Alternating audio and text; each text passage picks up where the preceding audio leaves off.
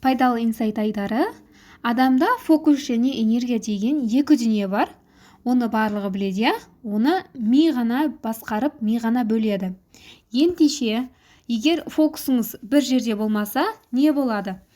Бір істі соңына дейін апару қиынға соғады, немесе ештеңе бастамайсыз, сол жерде қалып қоясыз деген сөз. Ойланып, сіздің ойлаған діттеген мақсатыңызға жетпейсіз. Ал егерде фокусты нақтылап, баратын жеріңізді, мысалға машина отырдыңыз, сіз қай жерге бару керектігін білесіз, мысалы мектепке бару үшін осылай навигаторды қосып барасыз, бұл жерде фокус мектеп болып тұр.